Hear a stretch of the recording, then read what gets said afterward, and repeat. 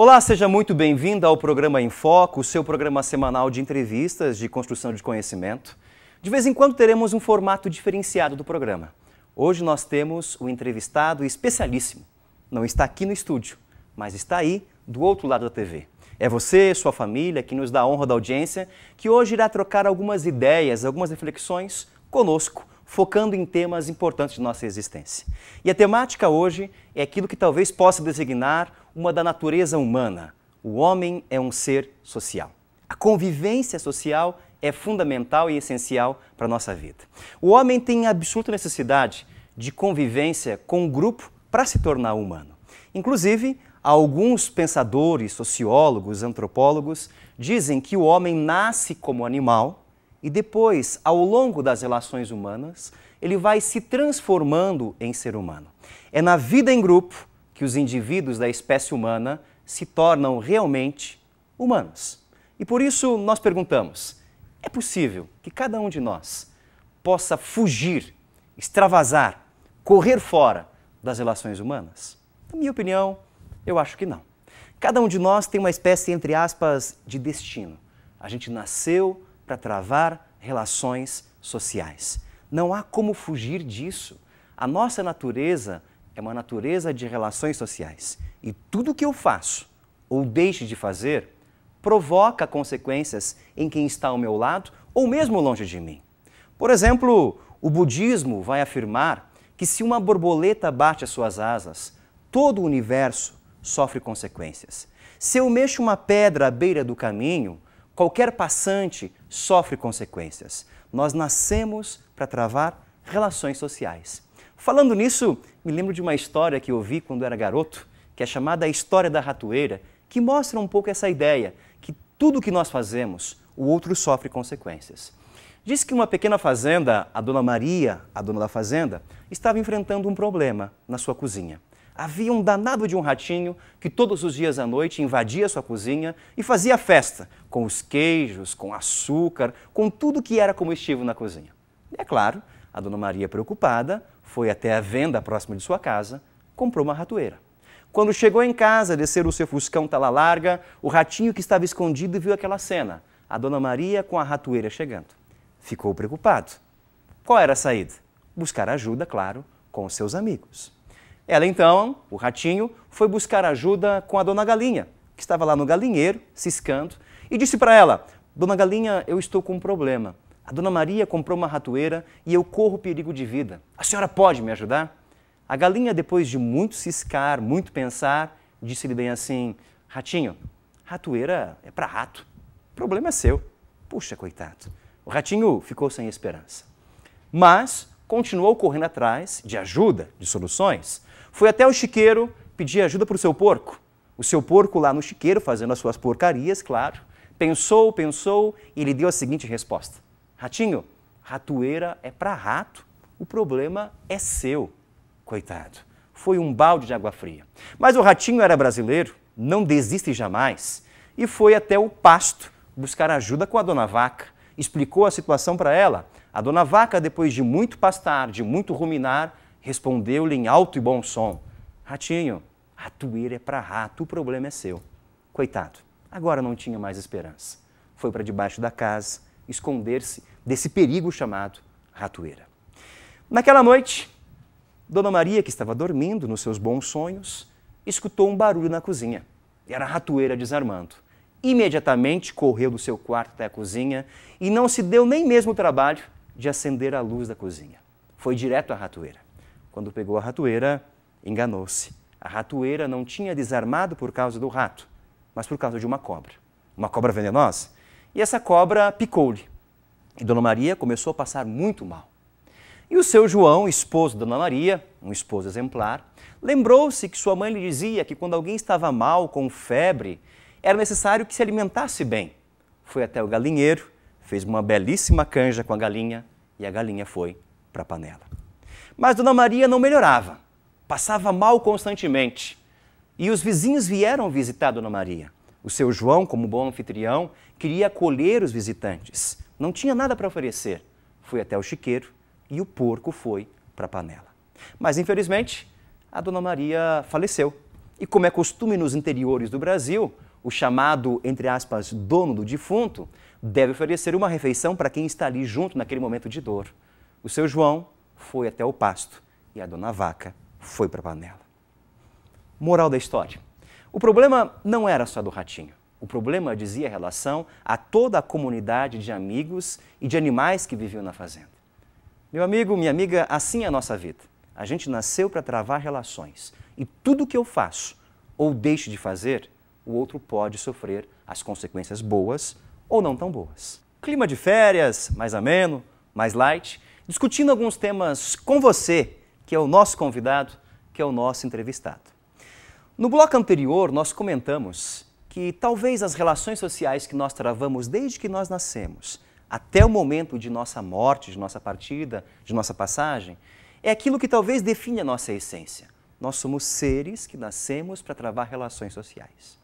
E eu havia lhes contado a historinha do ratinho e da ratoeira, que mostra justamente isso, que qualquer reação minha, opinião, decisão e escolha, o outro sofre consequências. Vamos tentar entender um pouquinho mais como é que as ciências sociais, sociologia, antropologia, a própria filosofia, nos falam de nossas relações sociais. Primeiro, é necessário, segundo essas ciências, diferenciarmos dois termos. O termo sociabilidade e o termo socialização. Com certeza você já os ouviu falar, mas é preciso agora a gente poder depurar um pouco esses conceitos. Primeiro termo, sociabilidade. O que seria isso? De acordo com as ciências sociais, sociabilidade é a capacidade natural dos humanos viverem e travarem relações sociais entre si. Sociabilidade é justamente essa propensão que nós temos natural, é a nossa condição humana para a gente poder travar relações com o outro. E socialização? O que seria? Ora, socialização nada mais é do que a gente transformar essa condição humana natural de travar relações em justamente algo concreto. Socialização é a concretização dessa condição humana que nós falávamos. Nós nascemos com essa propensão de travar relações, mas também nós devemos atuar e colocar em concreto essas mesmas relações. Convido você agora a fazer um exercício. E que exercício seria esse? Seria o fato da gente poder relembrar um pouco o nosso dia a dia. Desde o momento que nós acordamos para ir trabalhar, para estudar, para passear, até o momento que nós retornamos para a nossa casa, para o nosso descanso merecido, o descanso dos justos, estamos a cada momento, mesmo que isoladamente, travando relações sociais. Estamos a cada momento, mesmo que isoladamente, concretizando a nossa sociabilidade, isto é, tornando sociável a nossa natureza. Por exemplo, se nós acordamos às 6 da manhã, 6h30, e de repente vou tomar o meu café. Na mesa de café da manhã existe o pão, a margarina, o café, o leite, os quitutes, etc. Alguém trabalhou para que pudesse estar disponível no mercado para que chegasse à minha mesa. Eu tive que travar relações econômicas de trabalho para poder ter o capital, o dinheiro, para conseguir comprar aquele alimento para estar em minha mesa. Saio de minha casa e na entrada, na saída de minha casa, já cumprimento alguém, encontro alguém, vou ao trabalho, travo relações. Ora, o ser humano constantemente é permeado por essas relações. Só que alguém pode perguntar assim, André, isso é o óbvio, a gente nasceu para travar relações, mas o que dizer agora dessas relações diferenciadas que nós travamos? Por exemplo, na fase de globalização que nós vivemos, na fase da internet, na fase virtual. Será que ainda nós conseguimos, isoladamente, escondido no meu mundinho, no meu computador, travar relações sociais? Estamos imersos numa aldeia global, num processo de globalização. Mas mesmo assim, eu ainda sou um ser social? Hoje discutindo, apresentando algumas questões sobre as nossas relações sociais. No bloco anterior eu deixei a pergunta no ar para você pensar no espaço acolhedor de tua casa ou de teu trabalho.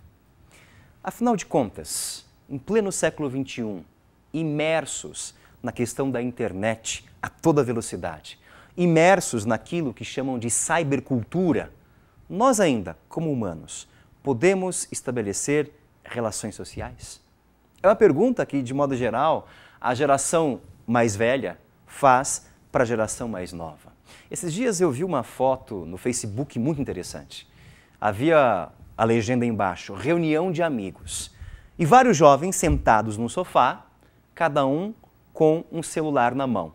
Ora, essa é a nova realidade que nós encontramos. Ao mesmo tempo que quem está ao meu lado trava relações comigo, junto com ele, eu posso romper a distância e conversar com outro amigo meu que está no Japão. Essa é a realidade da cybercultura. De certa maneira, a cybercultura ela tem capacidade de romper espaço e até mesmo tempo. Nós temos, por exemplo, comunidades eletrônicas, redes sociais, que nos possibilitam justamente entrar nessa situação. Pode perguntar para você que tem filhos, quais são as redes sociais que ele participa? Quais são os caminhos de relação social que ele extrapola, que ele vai longe, que ele convive? Eu me lembro quando eu era pequeno, isso é interessante para a gente, para nós, a geração mais experiente, com juventude acumulada, é uma novidade para a gente ainda hoje falar de TV de LCD. Nos assusta ainda. Por quê? Porque nós tivemos um processo de construção histórica. Quando eu era pequeno, meu pai comprou uma televisão e era uma televisão enorme. Como dizia a minha avó, parecia uma caixa de abelha. Na hora de trocar o canal, nada de controle remoto. A gente tinha que levantar do sofá, ir até o botão e fazer aquele barulho muito discreto que todo mundo ouvia. Toc, toc, toc, toc. Havia poucos canais, 3 no máximo que eu me lembre. Televisão colorida era artigo de luxo, somente as pessoas mais abastadas é que as tinham. Eu lembro que o pai, uma vez, para nos enganar quando criança, comprou uma tela de acrílico colorida. Havia uma faixa vermelha, uma faixa amarela e uma faixa azul que ele colocava e acoplava na televisão para dizer que era colorida. Os tempos foram passando, chegou TV colorida, controle remoto, TV de plasma, LCD. Para a geração mais velha, que é a nossa, há um processo de construção com relação a essas situações. Para a geração mais nova, não. Eles nascem com essas tecnologias pronta. E às vezes nós julgamos essa geração dizendo que eles não têm relações sociais, que eles não têm contato, que eles não sabem viver, que não sabem o que é brincar. Ora, talvez seja um julgamento tanto quanto injusto, porque nós julgamos a partir de uma perspectiva de relações que nós travamos. A geração atual, ela trava relações numa outra perspectiva, é muito mais rápido, muito mais imediato e, infelizmente, também sem construção histórica. É justamente esse desafio das relações sociais que nós somos chamados a pensar. Espera aí, até que ponto eu estou simplesmente vivendo uma vida por viver? E até que ponto eu tomo consciência dos meus contatos sociais? É preciso saber que nem todos os contatos sociais são iguais. A convivência humana, ela vai pressupor uma série de contatos sociais diferenciados. Por exemplo, a sociologia nos diz que nós temos basicamente 2 tipos de contato social. O contato social primário e o contato social secundário. O contato social primário são as relações que nós estabelecemos de maneira imediata, com quem eu convivo na minha casa, com quem tem relação comigo de parentesco, de família, com quem eu trabalho, com quem eu estou sempre esbarrando constantemente, e esse esbarrar é uma questão intencional. Já os contatos secundários são aqueles que eu não tenho intenção neles. Exemplo, vou viajar, pego o carro, na hora de passar na cancela do pedágio, devo, claro, pagar o pedágio, e a moça que está ali atendente, ela me diz bom dia, eu digo bom dia, ela me diz boa viagem, eu agradeço, vou embora. Essa relação foi um contato social? Sim, mas secundário. Não houve muita intenção, não houve objetividade, simplesmente acontece. E diante do programa de hoje, eu gostaria de deixar para você em casa que nos assiste, para você que está no seu trabalho, apenas uma questão para a gente pensar e focar nessa questão. Como andam as nossas relações sociais? Elas são conscientes, objetivas, intencionais ou simplesmente eu travo relações por viver? É possível dar sentido para as minhas relações? Nesse sentido, o programa Em Foco se despede de você, agradece a tua audiência e esperamos que essas questões tenham trazido mais questões para vocês, para pensar, para a gente poder focar na existência. Obrigado pela audiência, até o próximo programa, um forte abraço, tchau, tchau.